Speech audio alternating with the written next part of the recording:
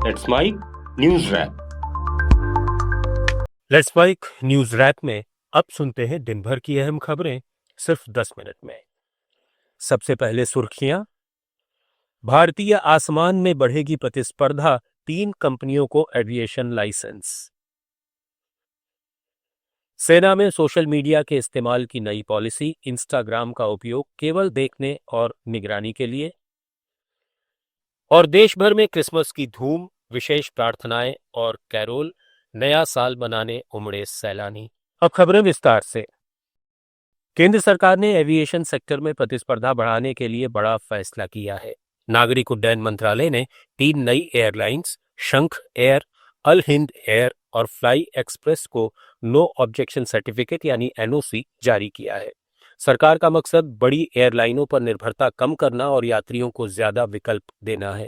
यह फैसला ऐसे समय में आया है जब हाल में इंडिगो के ऑपरेशन से जुड़ी दिक्कतें सामने आई थीं। नागरिक उड्डयन मंत्री राम मोहन नायडू ने कहा कि ज्यादा एयरलाइंस आने से भारतीय आसमान में प्रतिस्पर्धा बढ़ेगी। एक्सपर्ट्स का कहना है कि इससे टिकट की कीमतें काबू में रहेंगी और एयर कनेक्टिविटी बेहतर होगी। हालांकि एनओसी मिलने के बाद भी इन कंपनियों को डीजीसीए से एओसी लेना होगा।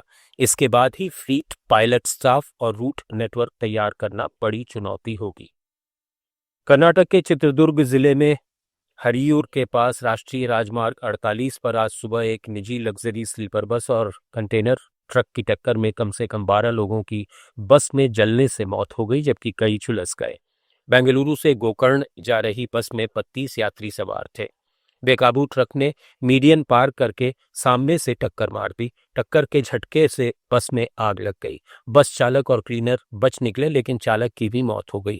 प्रारंभिक जांच में ट्रक चालक की लापरवाही को कारण बताया जा रहा है।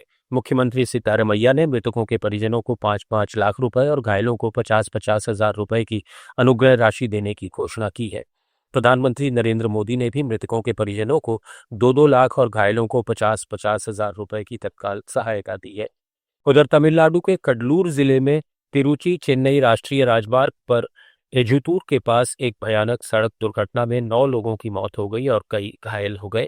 जब तिरुचि से चेन्नई जा रही तमिलनाडु रोडवेज बस के आगे के टायर फटने से चालक का नियंत्रण खो जाने पर मीडियन तोड़कर विपरीत दिशा में आ रही 2 कारों से टकरा गई।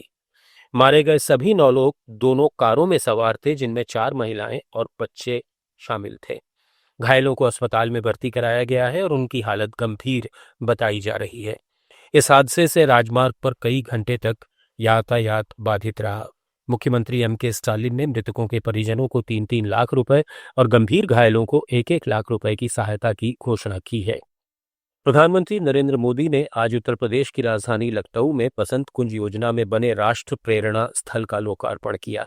पीएम मोदी ने यहां पर लगी 3 विभूतियों अटल बिहारी वाजपेयी, श्यामा प्रसाद मुखर्जी और पंडित दीनदयाल उपाध्याय की भव्य प्रतिमाओं का अनावरण भी किया। इसके साथ ही इन विभूतियों के संस्मरणों को संजोने के लिए बने म्यूजियम का लोकार्पण भी किया। राष्ट्र प्रेरणा स्थल 65 एकड़ में फैला हुआ है और उसके निर्माण पर 232 करोड़ रुपए खर्च हुए हैं। इसका निर्माण 2022 में शुरू हुआ था। पंडित दीनदयाल उपाध्याय की प्रतिमा का निर्माण प्रसिद्ध मूर्तिकार राम सुतार ने किया है, जिन्होंने स्टैच्यू ऑफ यूनिटी का निर्माण किया था। के लिए कल केंद्र सरकार ने आदेश जारी किए, लेकिन इसके बावजूद ये मुद्दा शांत होता नजर नहीं आ रहा। अरावली की ऊंचाई को लेकर सुप्रीम कोर्ट के फैसले के बाद से ही राजस्थान के पूर्व मुख्यमंत्री अशोक गहलोत इस पर मुखर हैं। उन्होंने सरकार के फैसले को सिर्फ हेडलाइन मैनेजमेंट बताया और कहा कि एक तरफ केंद्रीय मंत्री भूपेंद्र यादव दावा करते हैं कि management plan for sustainable mining बनने तक अरावली की 100 मीटर से ऊंची या नीची किसी की पहाड़ी पर खनन नहीं होगा। दूसरी तरफ राजस्थान की भाजपा सरकार ने सुप्रीम कोर्ट के फैसले को दरकिनार कर अरावली में 50 नए खनन पट्टे नीलाम कर दिए। गहलोत ने कहा कि अरावली का अस्तित्व खत्म करने की बड़ी साजिश रची जा रही है।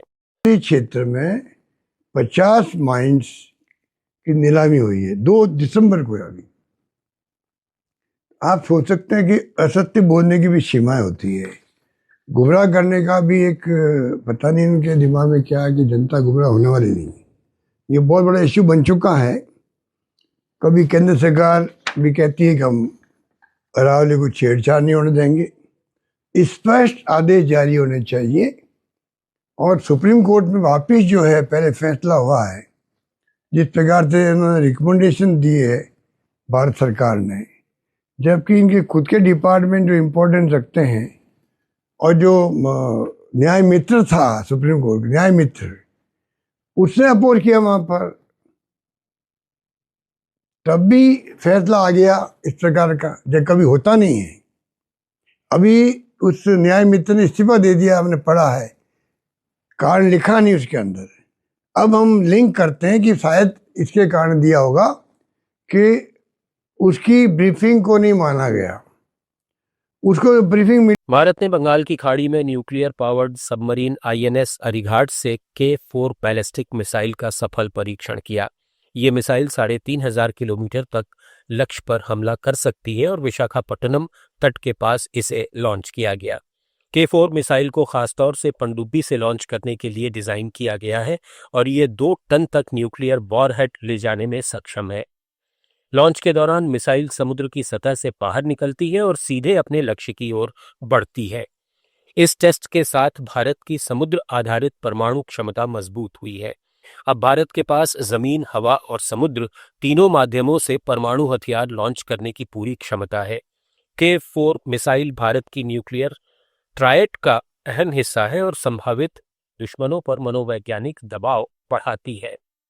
भारतीय सेना ने सोशल मीडिया के इस्तेमाल को लेकर अपनी नीति में अहम बदलाव किया है। अब सेना के जवान और अधिकारी इंस्टाग्राम का उपयोग केवल देखने और निगरानी के उद्देश्य से कर सकेंगे। वे न तो कोई पोस्ट कर पाएंगे और न किसी पोस्ट को लाइक या उस पर टिप्पणी कर सकेंगे। सूत्रों के मुताबिक ये फैसला सुरक्षा कारणों से लिया गया है और डिजिटल गतिविधियों को लेकर पहले से लागू सभी नियम यथावत रहेंगे। नई व्यवस्था के तहत सैनिक फर्जी या भ्रामक कंटेंट की पहचान कर उसकी सूचना अपने वरिष्ठ अधिकारियों को दे सकेंगे। हनी ट्रैप और सूचना लीक के मामलों के बाद सेना ने ये सख्ती बढ़ाई है। सेना प्रमुख जनरल उपेंद्र द्विवेदी ने भी साफ कहा कि सैनिकों को सोशल मीडिया पर रिएक्ट नहीं बल्कि सोच समझकर रिस्पॉन्ड करना चाहिए। महाराष्ट्र नगर निगम चुनाव से पहले नासिक में राज ठाकरे की MNS और उद्धव ठाकरे की शिवसेना UBT के कई नेता भाजपा में शामिल हो गए। इनमें MNS के पूर्व विधायक नितिन भोसले, शिवसेना UBT के पूर्व मेयर विनायक पांडे, MNS के पहले मेयर यतिन वाघ और कांग्रेस नेता शाहू खैरे शामिल हैं। सबसे चौंकाने वाला नाम MNS के प्रदेश महासचिव दिनकर पाटिल का है, जिन्होंने अपने परिवार के साथ भाजपा ज्वाइन की। भाजपा नेता गिरीश महाजन ने कहा कि लोग पार्टी की विचारधारा में विश्वास करते हैं और नासिक नगर निगम में 100 से ज्यादा सीटें जीतेंगे। वहीं भाजपा विधायक देवयानी फरांदे ने इन शामिल हुए नेताओं का विरोध किया और समर्थकों के साथ पार्टी ऑफिस में प्रदर्शन किया। इसके बाद शिवसेना UBT और MNS ने BMC चुनाव के लिए औपचारिक गठबंधन की घोषणा की। दोनों नेताओं ने कहा कि महाराष्ट्र और मराठी मानुष के हित में दोनों दल एकजुट हुए हैं। महाराष्ट्र में BMC समेत 29 महानगर पालिकाओं के चुनाव 15 जनवरी को होंगे और मतगणना 16 जनवरी को होगी। कर्नाटक की राजनीति में हलचल तेज हो गई है। उप मुख्यमंत्री DK शिवकुमार ने कांग्रेस अध्यक्ष मल्लिकार्जुन खड़गे से बेंगलुरु में मुलाकात की। मुलाकात के बाद मुख्यमंत्री पद को लेकर चर्चाएं तेज हो गई हैं, लेकिन शिवकुमार ने कहा कि उन्होंने कोई राजनीतिक मुद्दा नहीं उठाया।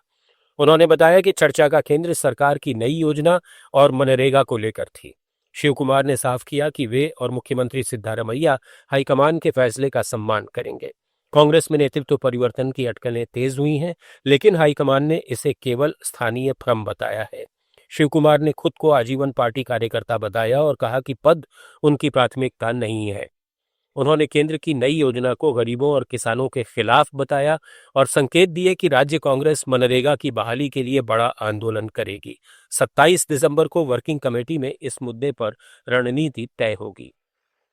क्रिसमस के अवसर पर भारतीय शेयर बाजार BSE और NSE आज पूरी तरह बंद रहे, जहां कोई कारोबार नहीं हुआ। वैश्विक स्तर पर भी छुट्टियों का असर दिखा और ज्यादातर प्रमुख बाजार बंद रहे। एशियाई बाजारों में सीमित कारोबार के बीच प्रदर्शन मिला जुला रहा। टोक्यो का निक्केई सूचकांक मामूली गिरावट के साथ 50,317 पर बंद हुआ। इस वर्ष इसमें करीब 30% की बढ़ोतरी दर्ज की गई है। चीन के बाजारों में तेजी रही और शंघाई कंपोजिट में 0.3% की बढ़ोतरी हुई।